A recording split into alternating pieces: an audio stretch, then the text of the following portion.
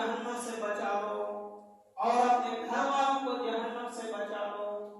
ہم یہ کہہ سکتے ہیں کہ جو شخص اپنے آپ کو جہنم سے بچانے کی پہل نہیں کرتا، جو اپنے گھر والوں کو جہنم سے بچانے کی پہل نہیں کرتا، وہ پریوار اور وہ شخص بھی جہنمی ہے۔ کیا مطلب؟ اللہ تعالیٰ نے کہا کہ اپنے آپ کو جہنم سے بچاؤ، اور ہم اپنے آپ کو آگ سے بچانے کی کوئی ذرائع اختیار نہیں کرتے۔ ہم وہ اعمال چھوڑ ہی نہیں رہے جو ہم کو جہنم تک لے جانے والی ہیں۔ ہم اس آیت کی روشنی میں یہ کہہ سکتے ہیں کہ جو شخص اپنے آپ کو جہنم سے بچانے کے لیے کوئی طریقہ اختیار نہ کرے، اپنے گھر والوں کو جہنم سے بچانے کی کوشش نہ کرے، وہ شخص بھی جہنمی ہے، وہ پریوار بھی جہنمی ہے۔ اچھا، لمبی حدیث پڑھ لیتا ہوں، اس میں کئی لوگ عن ابي هريره رضي الله تعالى عنه قال قال رسول الله صلى الله عليه وسلم اجتنبوا السبع الموبقات قالوا وما هن يا رسول الله الشرك بالله وقتل النفس التي حرم الله الا بالحق واكل الربا واكل مال اليتيم وتولي الزحف وقذف المحسنات المؤمنات الغافلات۔ حضرت ابو ہریرہ رضی اللہ عنہ کہتے ہیں کہ اللہ کے رسول صلی اللہ علیہ وسلم نے فرمایا کہ لوگوں، 7 ہلاک کر دینے والی چیزوں سے بچو، 7 ایسے گناہ سے بچو جو تم کو ہلاک کر دینے والی ہے۔ تاکہ اجتنبوا السبع الموبقات۔ حضرت ابو ہریرہ کہتے ہیں اللہ کے رسول نے فرمایا کہ پہلا گناہ وہ ہے، 1 نمبر پہ گناہ وہ ہے جو انسان کو ہلاک کرنے والی ہے، جہنم میں لے جانے والی ہے۔ وہ گناہ کیا ہے؟ حضرت ابو ہریرہ کہتے ہیں کہ شرک باللہ، اللہ کے ساتھ شرک کرنا۔ نمبر 2 وسط، جادو کرنا۔ نمبر 2 پہ یہ ہے کہ جادو کرنے والا بھی جہنم میں جائے گا، جادو کرنا بھی جہنم میں لے جانے والا عمل ہے۔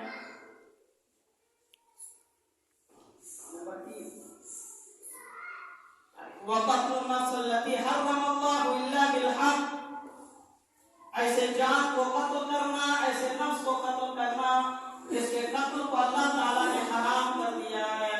کسی ناحق قتل کرنا جہنم میں لے جانے والا، ہلاکت میں ڈالنے والا عمل ہے۔ اس کے بعد کہا کہ وَأَكَلُ الرِّبَا، سود کھانا۔ پھر وَأَكَلُ مَالِ الْيَتِيمِ، یتیم کا مال کہا کہ 6 نمبر پہ وَتَوَلِّيَ الزَّحْفِ، میدان جنگ سے پیٹ پھیر کے بھاگنا۔ 7 نمبر پہ تاکہ وَقَذْفُ الْمُحْسِنَاتِ الْمُؤْمِنَاتِ الْغَافِلَاتِ، کسی پاک دامن عورت پر تو مختصر سی تصریح۔ صرف سب کو معلوم ہے کہ اللہ کے علاوہ کسی کو پکارنا شرک۔ اس کے بعد کہا کہ وسط، جادو کرنا۔ کیونکہ جادو میں ہوتا کیا ہے؟ قرآن مجید کے اندر سورہ بقرہ میں اللہ تعالیٰ نے جادو کا مین موضوع بتا دیا، اور یہی ہوتا ہے۔ جادو کا جو مین مقصد ہوتا ہے وہ یہ کہ میاں بیوی کے درمیان ابتدائی، پڑوسی کے درمیان ابتدائی، یہ مین اس کا مقصد ہے، اور یہی ہوا ہے۔ پڑوسی سے پریشان ہے اور میاں بیوی کے درمیان ماں الگ جادو کر رہی ہے کہ ہمارے بہو بیٹا بہو کے چنگل سے باز آ جائے، اور بیوی الگ کر رہی ہے کہ ہمارے شوہر ماں کے طرف نہ ہو۔ تو جادو کا جو استعمال ہوتا ہے کہ یہ کسی کام کے لیے ہو رہا ہے۔ اور سورہ بقرہ میں اللہ تعالیٰ نے فرمایا کہ جن لوگوں نے جادو سیکھ کر کفر کیا، انہوں نے مرد اور عورت کو آپس میں لڑانا چاہا۔ جادو حرام اور یہ ہلاکت میں ڈالنے والی برائی۔ اس کے بعد فرمایا کہ کسی جان کا قتل کرنا، ایک تو ہے گردن مارنا، ایک ہوتا جیتے جی مارنا۔ ایک صاحب اگر کوئی غلطی ہو جائے اور اس کو ہم ہر جگہ پر ٹوکنا شروع کر دیں، ہر چوک چوراہے پہ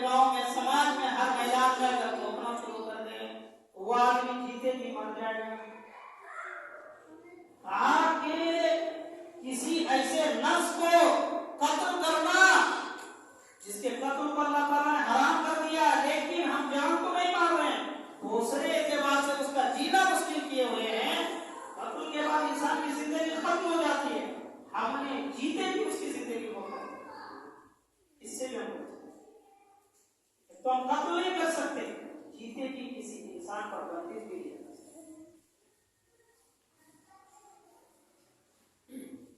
اس کے بعد کہا کہ واقل ربا، سود کھانا.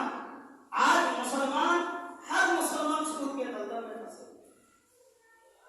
اور اللہ تعالیٰ نے سورہ بقرہ کے اندر فرمایا یمحق اللہ الربا، اللہ سود کو گھٹاتا ہے، وَيُرْبِي الصَّدَقَاتِ، اور صدقہ کو بڑھاتا ہے. ہم کو اس آیت کا مطلب سمجھنے میں بہت وقت لگا. میں نے غور کر کے دیکھا کہ سود کو اللہ گھٹاتا ہے. جیسے میں سودی کاروبار کرتا ہوں، فرض کر لیجیے، اور میرے پاس 10 لاکھ روپے ہیں اور میں 10 لاکھ روپے کا کاروبار کرتا ہوں. میں انٹرسٹ لیتا ہوں ہر مہینے کا 5%. تو 1 لاکھ کا میں نے 5,000 روپے لیا، اور اگر ہمارے پاس پیسے 10 لاکھ روپے ہے، 25,000 ہر مہینہ میرا آ رہا ہے، میری جو بینک پونجی ہے وہ تو جمع ہے، گھٹتا کیسے؟ جب میں نے اس کی تحقیق کی سماجی کے اعتبار سے، قرآن حدیث کے اعتبار سے، سماجی کے اعتبار سے، تو میں نے دیکھا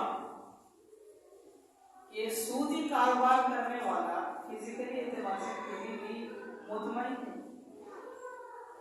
سماج کے اندر دیکھیے کہ ایک صاحب 5 لاکھ روپیہ سود کا لے رکھا ہے، آج تک سود کی رقم تو چھوڑیے اوریجنل بھی پہنچا نہیں گیا. 10 سال بیت گئے، بظاہر تو گھٹ ہی رہا ہے، 10 لاکھ تھا وہ بھی نہیں ہے ان کے پاس. ایک تو یہ مطلب. دوسرا مطلب اللہ تعالیٰ نے جو کہا کہ سود کو گھٹاتا ہے، اللہ سود کو گھٹاتا ہے، اس کے لیے کوئی راستہ نہیں. صدقہ کو بڑھاتا ہے تو اللہ نے مثال بھی دے دی ہے، کہا کہ مثل الذین ينفقون، جو اللہ کے راہ میں مال خرچ کر دیے تھے تاکہ 7 سنابل فی کل سنبلۃ 100 حبہ، کہا کہ اس کی مثال ایسی ہے، ایک دانہ ہم نے زمین کے اندر ڈالا اور اس سے 7 بالیاں نکلی، اور 7 بالی میں 100 دانے. کتنے ہو گئے؟ ہم نے 1 روپیہ اللہ کے راہ میں صدقہ کیا، اللہ نے اس کو 700 بنا. یہ سورہ بقرہ کی ہے. اللہ تعالیٰ صدقہ کو بڑھاتا ہے، سود کو گھٹاتا ہے.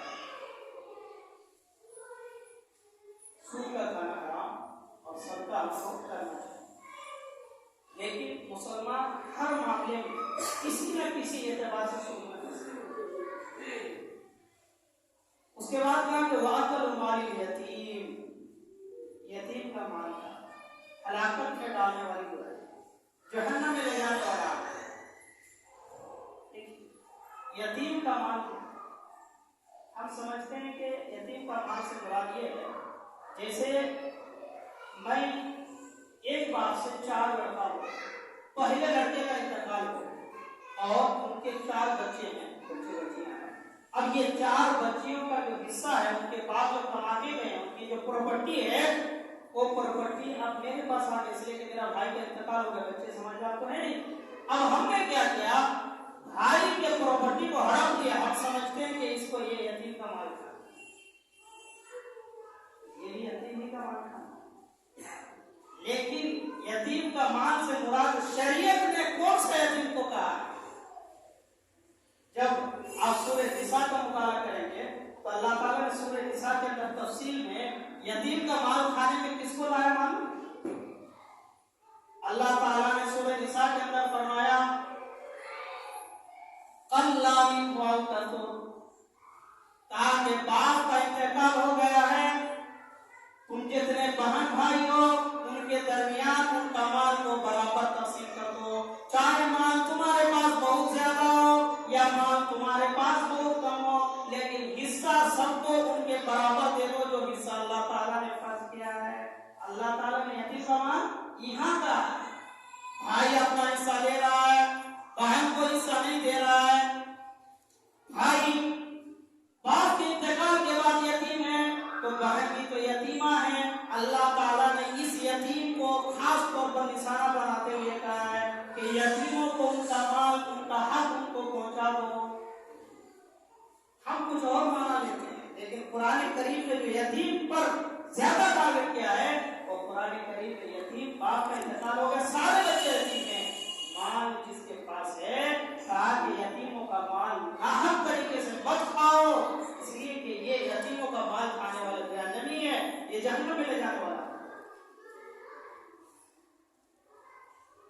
اس کے بعد کہا کہ وَتَوَلِّ الزَّحْفَ، میدان جنگ سے پیٹ پھیر کر بھاگنا۔ میدان جنگ سے پیٹ پھیر کر بھاگنے کا مطلب آدمی میدان جنگ کے لیے نکلا ہے، حوصلہ افزائی کر دی، ہم نے ہاں بھر دیا، ہاں بھائی ہم جائیں گے گروپ میں، اور صبح ہو کے ہم نہیں۔ دوسرا مطلب یہ کہ ہم گئے لڑنے کے لیے مال غنیمت کے لالچ میں، لیکن وہاں جانے کے بعد جب دشمن سے لڑائی شروع ہوئی تو ہم وہاں سے پیٹ پھیر کر بھاگ گئے۔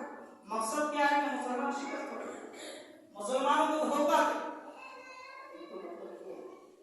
دوسرا مطلب آج لے سکتے ہیں، اس لیے کہ آج جنگ کا معاملہ تو اور جب اس انداز میں بھی نہیں ہو رہی ہے، اس انداز میں ہونی چاہیے، جنگ کا آج الگ روپ ہے اور وہ الگ طریقے سے ہو رہی ہے۔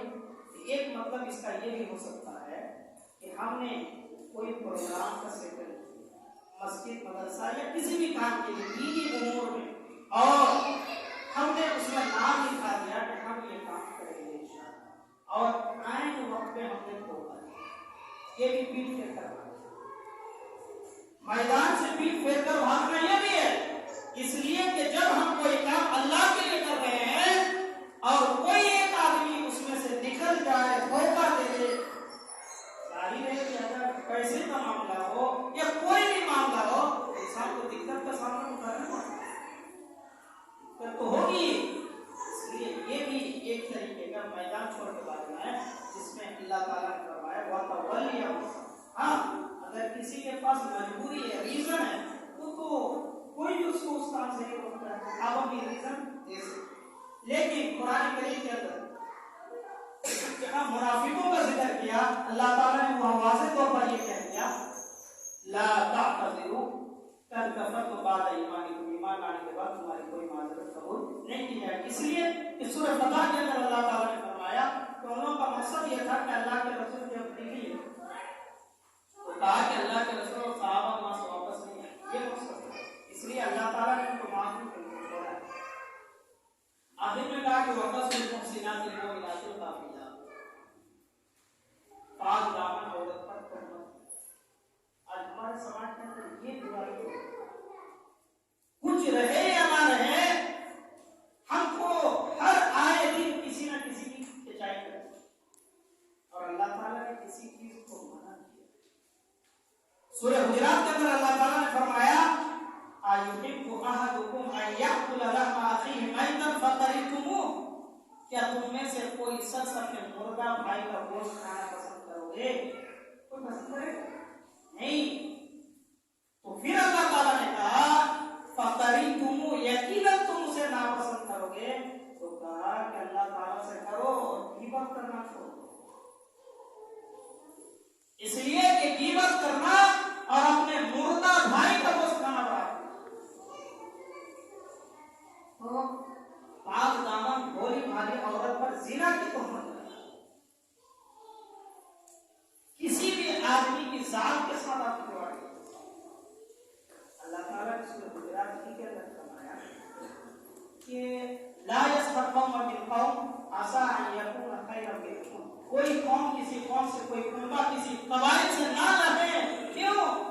ہو سکتا ہے کہ آپ جس کو حقیقت سمجھ رہے ہیں وہ اللہ کی نظر میں آپ سے بلند مرتبہ والا ہو، اللہ کے نظر میں وہ آپ سے زیادہ پسندیدہ ہو، اس لیے کوئی شخص کسی سے ناز کرے، کسی سے یہ سب چیزیں تھیں جو ہلاکت میں لے جانا ہے۔ ایک اور چیز بتاؤں، یہ حدیث نسائی کی ہے، حدیث نمبر 5675۔ راوی حدیث حضرت عبداللہ بن عمرو ہے، وہ کہتے ہیں لا يدخل الجنة منان ولا عاقل ولا مدمن خمر، تاکہ 3 شخص جنت میں داخل ہیں، جنت میں جائے. جنت میں داخل وکیل شخص کون؟ تاکہ منان احسان جتلانے والا. اگر آپ نے کسی کو مصیبت کے وقت 10,000 روپے مدد کر دی، ہمارا کھانا اس وقت تک ختم نہیں ہوتا ہے جب تک علاقے کے ہر شخص کو اس کے بارے میں نہ بتا، تاکہ احسان جتلانے والا جنت میں داخل نہیں ہو. آپ نے مصیبت میں مدد کی، آپ کا رب جانتا ہے، آپ جانتے ہیں، آپ کسی آدمی کی عزت نہیں چاہتے. اسی لیے اللہ تعالیٰ نے جہاں زکات کا ذکر کیا سورۃ توبہ کے اندر، وہاں فرمایا انما الصدقات للفقراء والمساکین، کہا کہ زکات کا مال فقراء کا حق ہے اور مساکین کا. فقیر کو سوال کر کے مانگ لیتے ہیں، مسکین وہ ہے بھوکے رہتے ہیں، گھر میں کھانا نہیں ہے لیکن مانگتے نہیں. اللہ تعالیٰ نے اس کا بھی حق پہنچانے کو کہا. اور انسان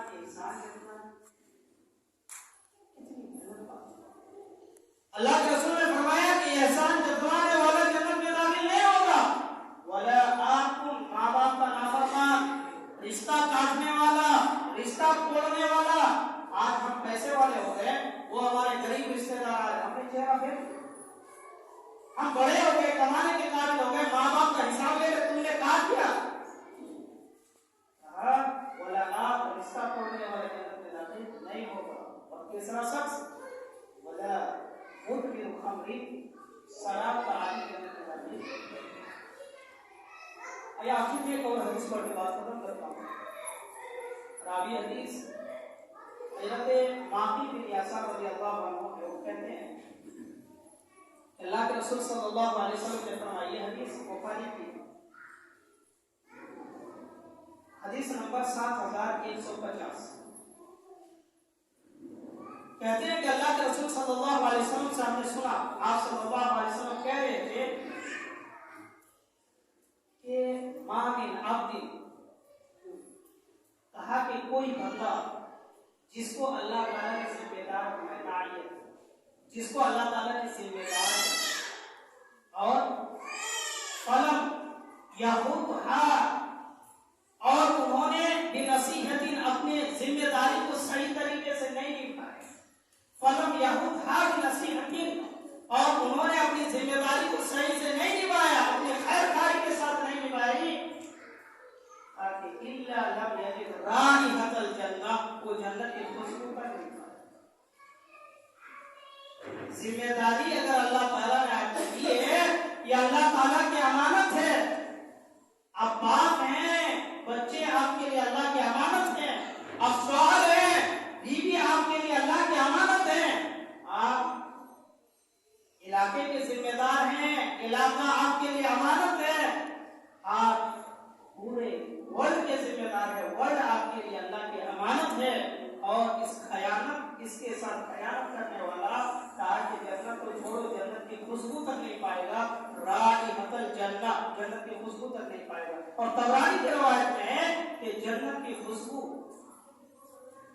آگے 70,000 سال تک آدمی جہاں سے سفر کرے گا وہاں بھی خوشبو نہیں ہے.